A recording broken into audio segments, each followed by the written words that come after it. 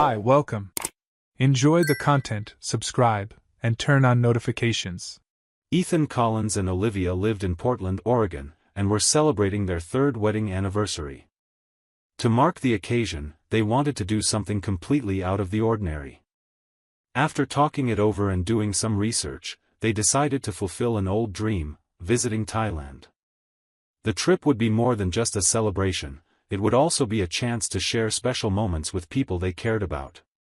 They invited a few close friends and two of their wedding ushers, including Daniel Watanabe, Ethan's longtime friend and a charismatic guy who, with his easygoing personality, often became the center of attention in any group. Daniel was the son of a Japanese family that had immigrated to the United States decades earlier, and he always took pride in his roots while maintaining an open, sociable nature that helped him connect with anyone. The excitement started during the planning phase. Olivia enthusiastically handled every detail of the itinerary, researching tours, restaurants, and hidden beaches that promised to be unforgettable. Ethan, on the other hand, took care of bookings and logistics, making sure everyone could enjoy themselves to the fullest. When they finally boarded the plane, expectations were high. The group already knew each other well, which made the atmosphere relaxed and easy. On the flight, laughter and jokes filled the time as they talked about the first photos they'd post as soon as they landed. Bangkok was their first stop, a vibrant mix of golden temples and bustling streets filled with scents and colors. The group made the most of every moment, visiting floating markets, trying local dishes like pad thai and curry, and being touched by the warmth of the locals. Olivia seemed enchanted by the culture, always with her camera in hand, capturing everything from small architectural details to the smiles of people on the street. Ethan watched, satisfied, feeling that this trip might turn out to be one of the highlights of their lives. After a few days in the capital, they headed to the islands, where the scenery changed completely. White sand, crystal clear water, and colorful boats created a postcard-perfect landscape. The group spent their days alternating between swimming, kayaking, and lying on the beach, letting time pass slowly. Beachside dinners became routine, always with tables full of fresh seafood and background music that completed the mood. Daniel, with his outgoing personality, easily made friends with the locals, bringing out laughter and unusual stories that the group would later remember with nostalgia. The nights were just as bright. Between street bars, cultural performances, and small impromptu beach parties, the group stayed close, enjoying every second. There was something almost magical about being so far from home, surrounded by loved ones with no immediate worries. Ethan, usually more reserved, let himself get into the spirit, dancing in spontaneous circles and trying exotic drinks he'd rarely find back in the US. Olivia, glowing, seemed even lighter and more spontaneous, enjoying the freedom these vacation days offered.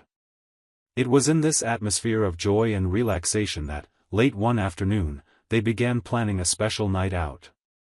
The idea was to go to a famous party on one of the nearby beaches, known for its immersive music and contagious energy that lasted until sunrise. Everyone quickly agreed. As the sun set, painting the sky in golden hues, the group got ready, swapping beachwear for lighter, more comfortable clothes for the evening.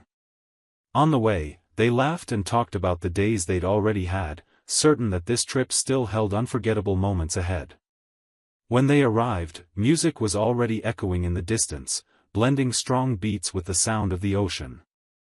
The atmosphere buzzed with energy, and the promise of a night to remember was about to come true. The party started early and stretched on as if the night had no end. The group claimed a spot near the beach, colorful lights reflecting on the water, music pulsing in everyone's chest. Waiters passed by with full trays, cold drinks changed hands non-stop, and every toast came with laughter that sounded louder than it really was. Olivia danced with her friends, moving lightly, while Ethan moved between the makeshift dance floor and the bar, curious to try local drinks the bartender proudly offered. Daniel came and went like someone who knew the place well, greeting the DJ, arranging tables, pulling the group into photos he volunteered to take.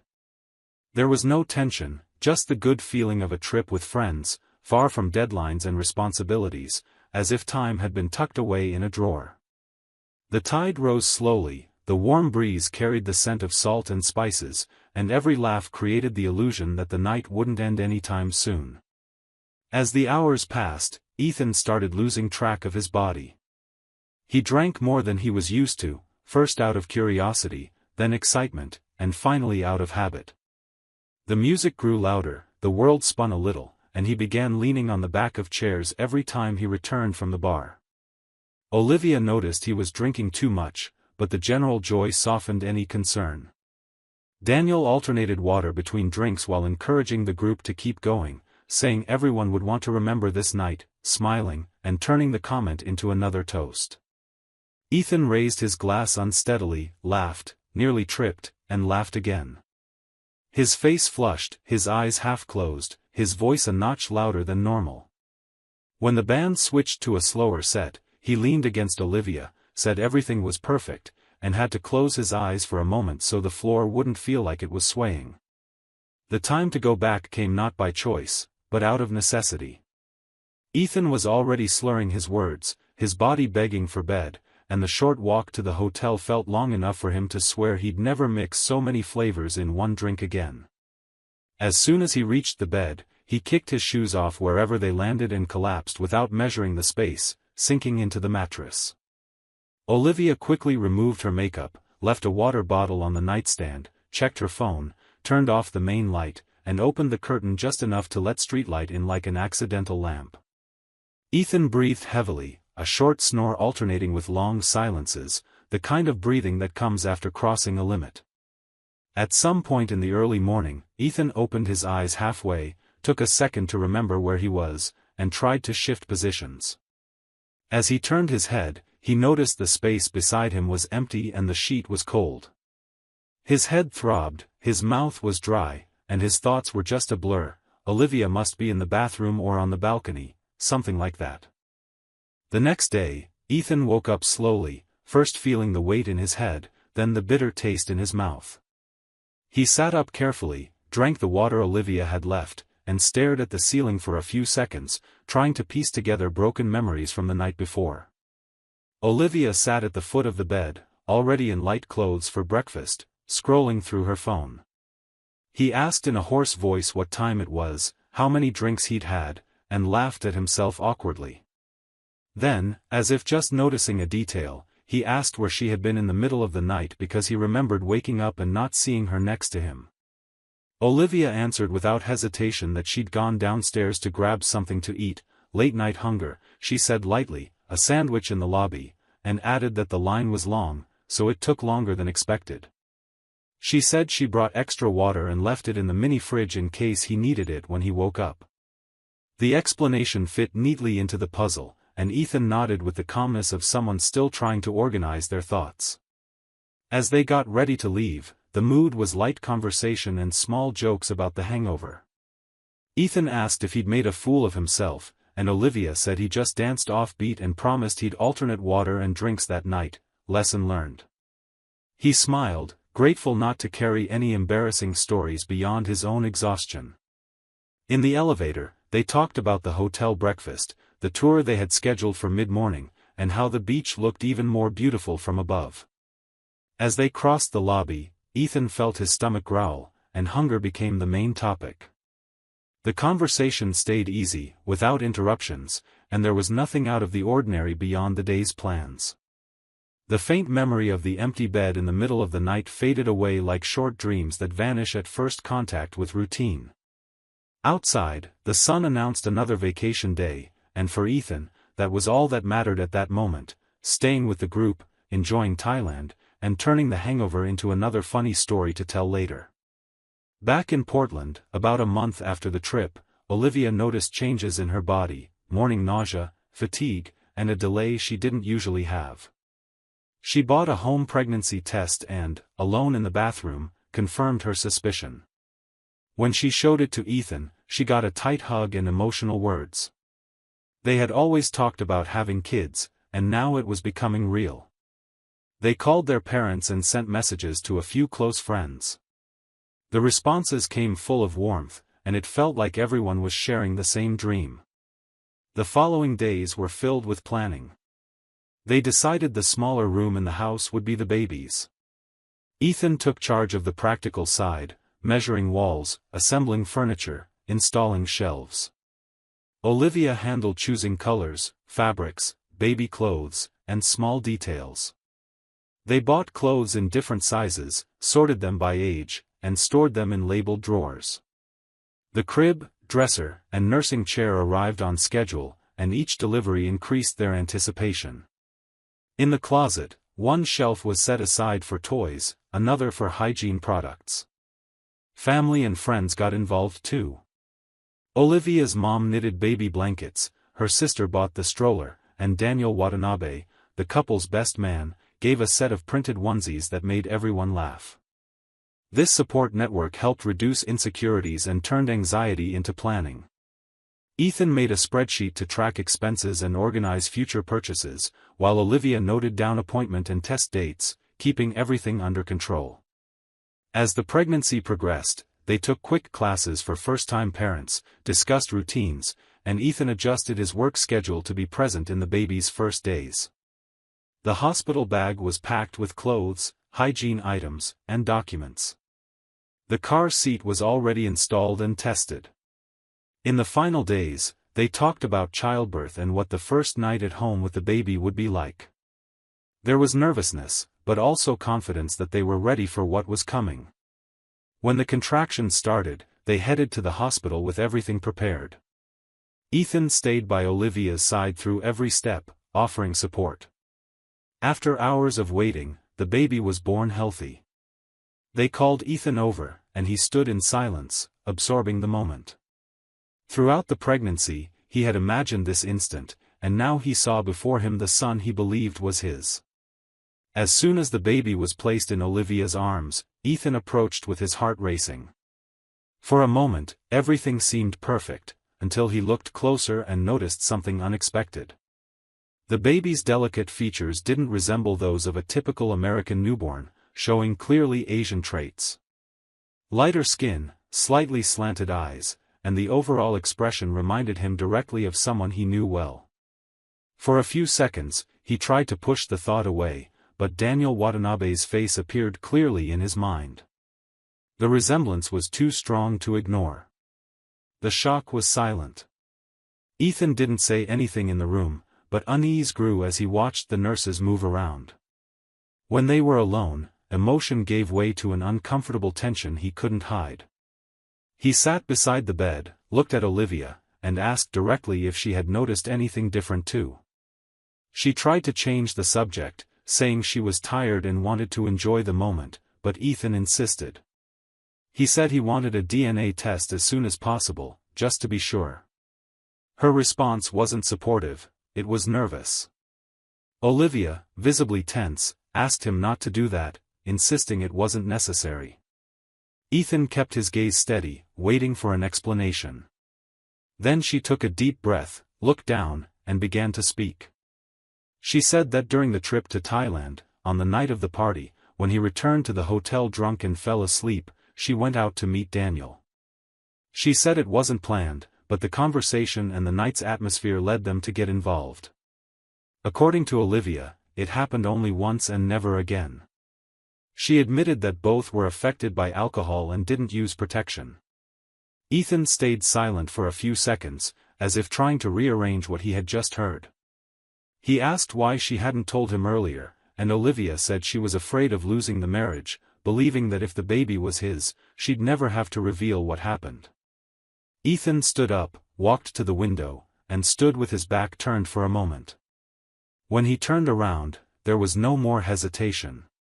He said he couldn't stay with her after a betrayal with someone so close, especially a friend who had been part of important moments in their lives. The atmosphere in the room changed completely. Olivia tried to justify herself, saying she had no feelings for Daniel, that it was an isolated mistake, but Ethan didn't accept it. He emphasized that the issue wasn't just the physical betrayal, but the broken trust and the fact that she had hidden it for so long.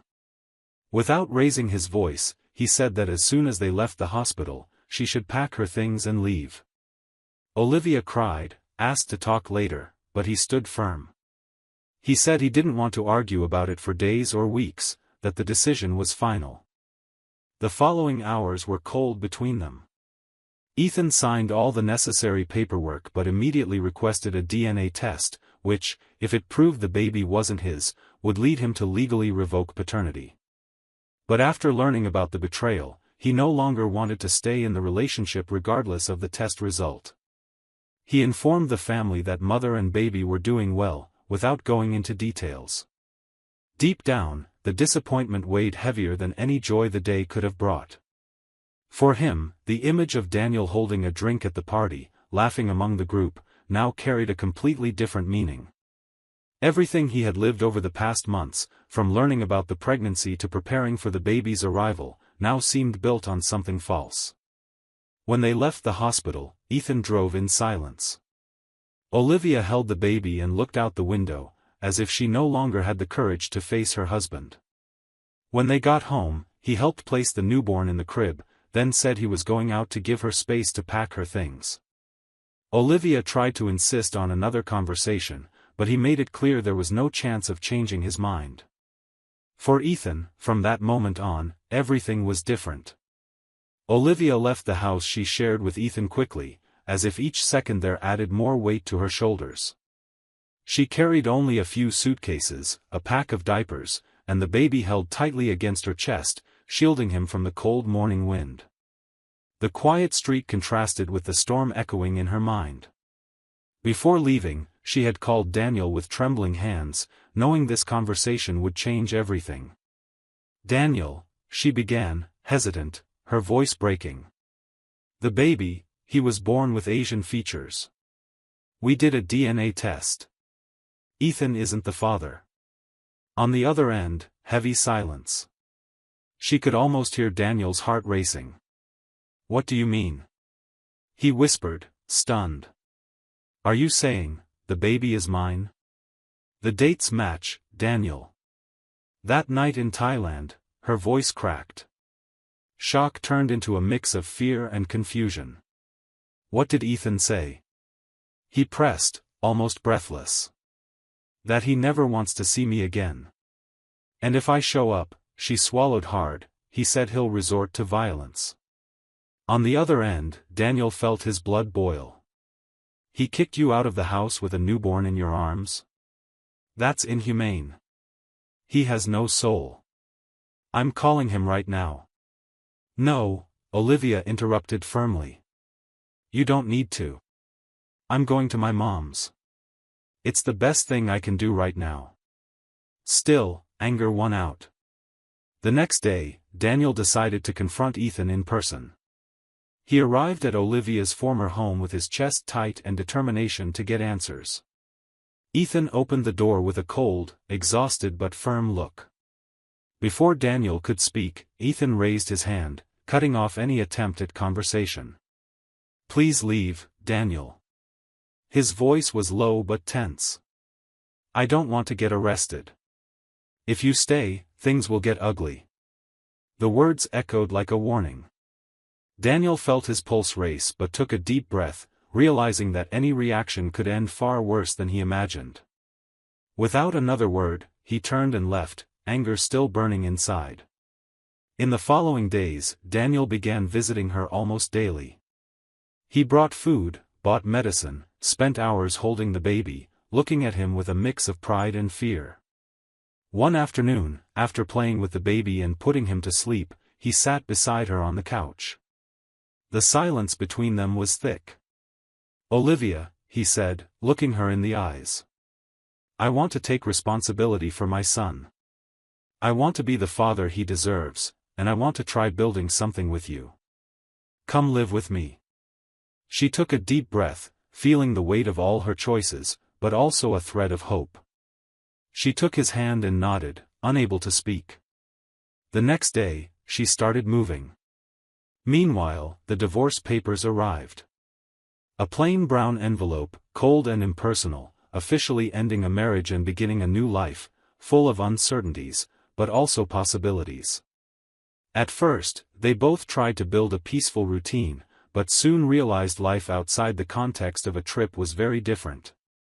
Daniel worked long hours and came home tired, while Olivia felt overwhelmed with baby care. Small disagreements about schedules, money, and even parenting styles began to pile up. Arguments became frequent. Daniel demanded more organization, Olivia complained about lack of attention. Conversations that once felt easy turned into tense debates. She realized that, despite making a final decision when she left Ethan, she hadn't found the stability she imagined with her wedding usher. Over the months, the emotional distance between them grew.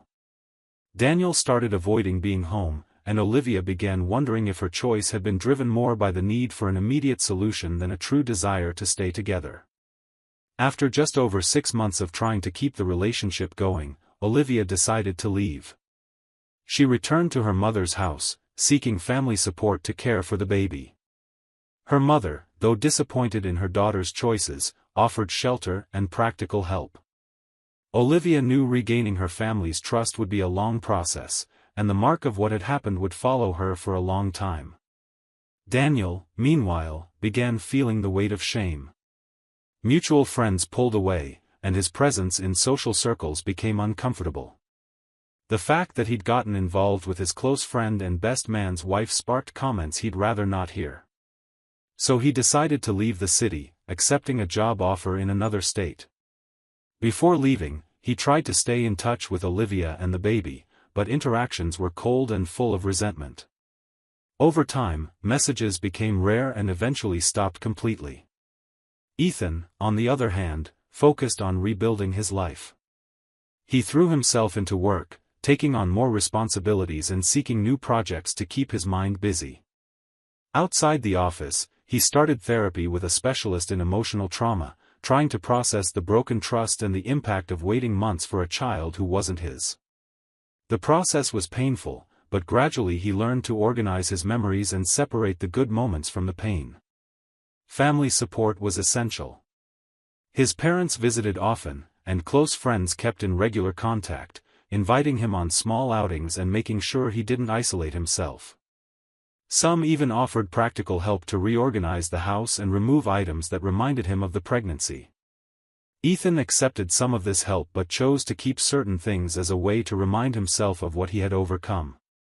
Months later, though emotional scars remained, Ethan could talk about it without the same pain. He recognized the experience had changed how he trusted people, but it had also strengthened his ability to respond in extreme situations. He knew the episode would always be part of his story, not as something that defined him, but as a turning point that forced him to rebuild. Olivia, meanwhile, stayed at her mother's, trying to balance baby care and her own life. Her relationship with Ethan had become distant and formal, limited to brief exchanges when something needed to be discussed. With Daniel gone and no chance of reconciliation, she faced the consequences of her choices, aware that returning to the life she once had was impossible. In the end, each went their separate way, but all carried deep marks. For Ethan, there was the bitter lesson and the certainty that, despite everything, he was capable of rising again. For Olivia, the awareness that one thoughtless moment could change the course of multiple lives. And for Daniel, the memory of a decision that cost him friendships, reputation, and the place he called home. Thank you for watching the video. If you enjoyed it, don't forget to subscribe to the channel and turn on notifications so you won't miss any updates. See you next time.